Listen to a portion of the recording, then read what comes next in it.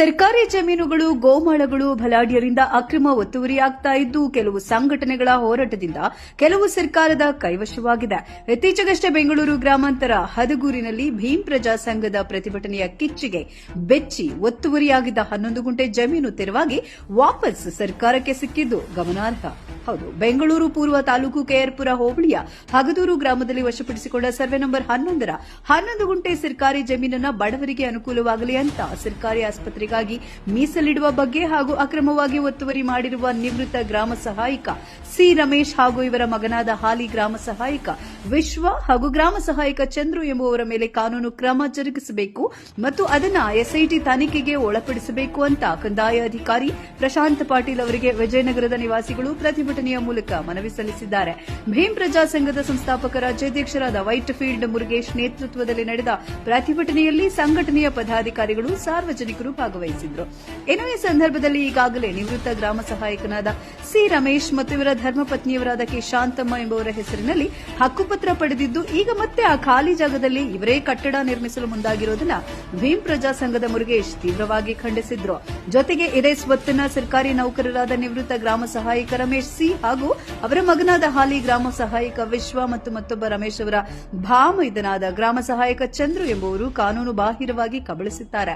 ಅದನ್ನ ಸ್ಥಳೀಯರು ಮತ್ತು ಸಂಘಟನೆ ವತಿಯಿಂದ ಪ್ರಶ್ನೆ ಮಾಡಿದ್ರೆ ಅವರ ಮೇಲೆಯೇ ಧಾವೆ ಹೂಡೋದಾಗಿ ಬೆದರಿಕೆಯನ್ನು ಹಾಕಿದ್ದಾರೆ. ಆದರೆ ಇವರು ಸ್ವತ್ತಿನಲ್ಲಿ ಅನುಭವದಲ್ಲಿರದೆ ದಾಖಲೆಗಳನ್ನು ಮಾತ್ರ ಮಾಡಿಸಿಕೊಂಡಿದ್ದು ಅಲ್ಲಿ ನವೆಂಬರ್ 10, 2025ರಂದು ಜೆಸಿಬಿ ಮೂಲಕ ಹಳ್ಳ ತೆಗೆದು ಕಟ್ಟಡ ನಿರ್ಮಾಣ ಮಾಡಿರುತ್ತಾರೆ ಮತ್ತು ಕಂದಾಯ ಇಲಾಖೆ ಹಾಕಿದ್ದ ನಾಮಫಲಕವನ್ನು ಕಿತ್ತು ಹಾಕಿದ್ದಾರೆ. ಆದರೂ ಇವರ ಮೇಲೆ ಇನ್ನೂ ಕಾನೂನು ಕ್ರಮ ಜರುಗಿಸದೇ ಇರುವುದು ಪ್ರತಿಭಟನಾಕಾರರ ಆಕ್ರೋಶಕ್ಕೆ ಕಾರಣವಾಗಿದೆ.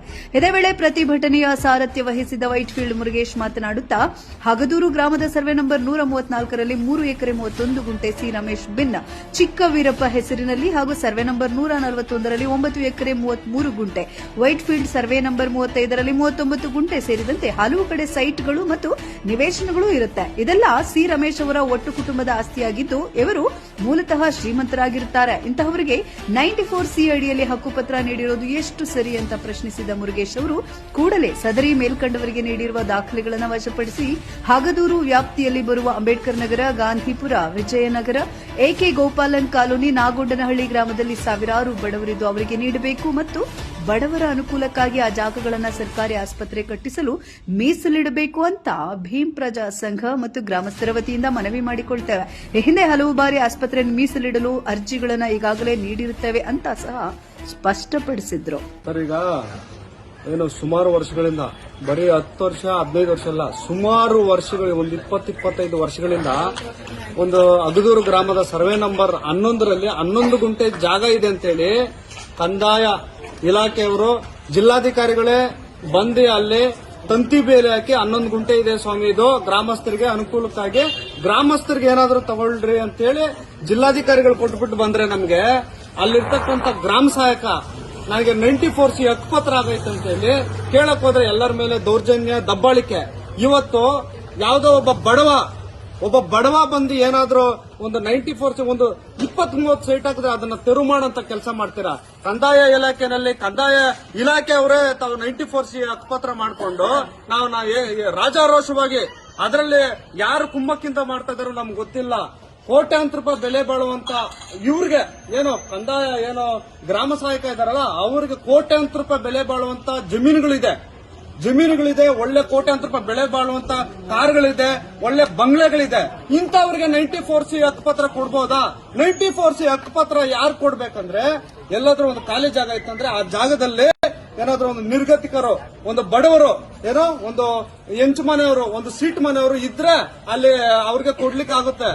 ಏಕಾಏಕಿ 94ಸಿ ಹಕ್ಕುಪತ್ರ ಇವರು ಮಾಡ್ಕೊಂತಾರೆ, ಅಲ್ಲಿ ಪೊಸಿಷನ್ ಆಗಿರೋದಿಲ್ಲ. ಏಕಾಏಕಿ ಬಂದೆ ಅವ್ರು ನೇರವಾಗಿ ಈಗ ಬಂದೆ ನನಗೆ 94ಸಿ ಹಕ್ಕುಪತ್ರ ಆಗೈತೆ ಅಂತೇಳಿ ಈಗ ಕೇಳಕ್ ಬಂದ್ರೆ ಊರವ್ರ ಗ್ರಾಮಸ್ಥರು ಯಾರು ಕೇಳಕ್ ಹೋದ್ರೆ ನಮ್ಗೆ 94ಸಿ ಹಕ್ಕುಪತ್ರ ಆಗೈತೆ, ನಾವು ನಿಮ್ ಮೇಲೆ ಕೇಸ್ ಮಾಡ್ತೀರಿ, ನಿಮ್ ಮೇಲೆ ನೋಟಿಸ್ ಕಳಿಸ್ತೀರಿ ಅಂತೇಳಿ ಹೋರಾಟಗಾರರ ಮೇಲೆ ಕೂಡ ನೋಟಿಸ್ಗಳು ಮಾಡ್ತಾರೆ. ಇದನ್ನ ಕಂದಾಯ ಇಲಾಖೆಗೆ ಸಂಬಂಧಪಟ್ಟ ತಾಲೂಕು ದಂಡಾಧಿಕಾರಿಗಳಿಗೆ ಸುಮಾರು ವರ್ಷಗಳಿಂದ ನಾವು ಮನವಿಗಳು ಕೊಟ್ಕೊಂಡು ಬರ್ತಾನೆ ಇದ್ದೀವಿ ಸರ್. ಇವಾಗ ನಮ್ದೇನಂದ್ರೆ ಇವರ ಮೇಲೆ ನಿವೃತ್ತ ಗ್ರಾಮ ಸಹಾಯಕ ರಮೇಶ್ ಮತ್ತೆ ಅವರ ಮಗ ವಿಶ್ವ, ಅವರ ಬಾಮ ಇದ್ದ ಚಂದ್ರು, ಇವರ ಮೂರು ಜನಗಳ ಮೇಲೆ SIT ತನಿಖೆ ಆಗ್ಬೇಕು ಅನ್ನೋದು ನಮ್ಮ ಒಂದು ಒತ್ತಾಯ. ಅವರ ಆಸ್ತಿಗಳನ್ನ ತನಿಖೆ ಮಾಡಬೇಕು. ತನಿಖೆ ಮಾಡಿ ಇದು ಏನಾದ್ರೂ ಅವರು ಸರ್ಕಾರಕ್ಕೆ ಮಾಡ್ತಾ ಇರತಕ್ಕಂತ ಒಂದು ಅನ್ಯಾಯ, ಬಡವರಿಗೆ ಮೋಸ ಮಾಡ್ತಾ ಇರ್ತಕ್ಕಂತ ಒಂದು ಅನ್ಯಾಯ, ಇದನ್ನ ಮಾತ್ರ ಇವ್ರು ಕೇಳ್ತಾ ಇಲ್ಲ. ಏನಾದ್ರೂ ಬೇರೆಯವ್ರು ಯಾರು ಬಡವರು ಇಷ್ಟಕ್ಕೇನಾದ್ರೂ 20-30 ಸೀಟನ್ನು ಹಾಕೊಂಡಿದ್ರೆ ಅದನ್ನ ಏನು JCB ತಗೊಂಡ್ಬರೋದೇನೋ ಹೊಡೆದಾಗ್ತಾ ಇದ್ರು. ಆದ್ರೆ ಯಾಕಂದ್ರೆ ಇವರು ಉಳ್ಳವರು, ಏನೋ ದುಡ್ಡು ಇರ್ತಕ್ಕಂಥವ್ರು, ಒಂದು ಅಧಿಕಾರದಲ್ಲಿ ಇರ್ತಕ್ಕಂಥವ್ರು, ಅವರು ಏನ್ ಬೇಕಂದ್ರೂ ಮಾಡ್ಬೋದು. ಯಾಕಂದ್ರೆ 94C ಮಾಡ್ಕೊಂಡಿದ್ರಲ್ಲ, ಅದು ಬೋಗಸ್ ಅಂತೀರಾ? ಅದು 94C ಅದು ಸರ್. ಈಗ ಬೋಗಸ್ ಅಂದ್ರೆ ಈಗ 94C ಅಲ್ಲಿ ಪೊಸಿಷನ್ ಅಲ್ಲಿ ಇರಬೇಕು, ಅಲ್ಲಿ ಒಂದು ಇಂಚು ಮನೆ ಇರಬೇಕು, ಒಂದು ಸೀಟ್ ಮನೆ ಇರಬೇಕು, ಪೊಸಿಷನ್ ಇರಬೇಕು. ಆದ್ರೆ ಅವ್ರು ಇರ್ದಿರೋ ಮತ್ತೆ ಇವರು ಹೆಂಗ್ 94C ಹಕ್ಕುಪತ್ರ ಮಾಡ್ಕೊಂಡ್ರು? ಅದು 94C ಹಕ್ಕುಪತ್ರ ಅದು ಬೋಗಸ್ ಇಲ್ದಿರ ಯಾವ ತರ ಸರ್? ಈಗ ನಮ್ಮ ಪ್ರಶ್ನೆ ಏನಂದ್ರೆ, ಒಬ್ಬ ಬಡವ ಒಬ್ಬ ಪ್ರಜೆ, ಸಾಮಾನ್ಯ ವ್ಯಕ್ತಿ, ಅವನು 10 ರೂಪಾಯಿಗೂ ಅವನಿಗೆ ಹಾಲು ಕುಡಿಯಲಿಕ್ಕೂ ಅವನ ಹತ್ರ ಇಲ್ಲ ಅಂತವನೇನಾದ್ರೂ ಇವತ್ತು ಒಂದು 20-30 ಏನಾದ್ರೂ ಹಾಕೊಂಡಿದ್ರೆ ಅವನ ತೆರವು ಮಾಡಂತ ಕೆಲಸ, ಕೇಸ್ ಮಾಡಂತ ಕೆಲಸ ಮಾಡ್ತಾರೆ. ನಿಮ್ಮ ಹೋರಾಟ ಹೇಳಿ ಸರ್. ನಮ್ಮ ಹೋರಾಟ ಈ SIT ತನಿಖೆ ಆಗ್ಬೇಕು. ಮತ್ತೆ ಏನು ಆ ಜಾಗ ಏನಿದೆ ಅದು ಸಂಪೂರ್ಣವಾಗಿ 11 ಗುಂಟೆ ಏನ್ ಜಾಗ ಇದೆ ಸಂಪೂರ್ಣವಾಗಿ ಅದು ಒಂದು ಸರ್ಕಾರಿ ಆಸ್ಪತ್ರೆ ಆಗ್ಬೇಕು ಅನ್ನೋದು ನಮ್ಮೊಂದು ಹೋರಾಟ. ಯಾಕಂದ್ರೆ ಬಡವರು ವಿಶೇಷವಾಗಿ ಏನೋ ನಮ್ಮ ವಿಜಯನಗರ, ಗಾಂಧಿಪುರ, ನಾಗನಹಳ್ಳಿ, ಅಂಬೇಡ್ಕರ್ ನಗರ, MUG ಕಾಲೇಜ್, ಇಲ್ಲೆಲ್ಲ ಅತಿ ಹೆಚ್ಚು ಬಡವರು ಇರ್ತಕ್ಕಂಥ ಒಂದು ಜಾಗ. ನಮಗೆ ಏನೋ ಪಂಚ ಗ್ಯಾರಂಟಿ 5 ಯೋಜನೆ ಏನ್ ಕೊಟ್ಟಿದಾರೋ ನಮ್ಗೆ ಆ ಯೋಜನೆ ಬೇಕಾಗಿಲ್ಲ ಸ್ವಾಮಿ. ನಮಗೆ ಏನಾದ್ರೂ ಇವತ್ತು ಒಬ್ಬ ಮನುಷ್ಯ ಬದುಕಬೇಕಂದ್ರೆ ನಮ್ಗೆ ಒಳ್ಳೆ ಉಚಿತವಾಗಿ ನಮಗೆ ಒಂದು ಆಸ್ಪತ್ರೆಗೆ ಒಂದು ಒಳ್ಳೆ ಒಂದು ಮಾತ್ರೆ ಬೇಕಾಗುತ್ತೆ. ಆ ಮಾತ್ರೆ ಕೂಡ ನಮ್ಮ ಹತ್ರ ದುಡ್ಡು ಇರೋದಿಲ್ಲ. ಹಂಗಾಗಿ ನಮ್ಗೆ ವಿಶೇಷವಾಗಿ ನಮ್ಗೆ ಈ 5 ಗ್ಯಾರಂಟಿ ಜೊತೆಯಲ್ಲಿ ನಮ್ಗೆ ಒಂದು ಉಚಿತವಾಗಿ ಒಂದು ಆಸ್ಪತ್ರೆ ಆಗ್ಬೇಕು ಅನ್ನೋದು ನಮ್ಮೊಂದು ಒತ್ತಾಯ ಸರ್.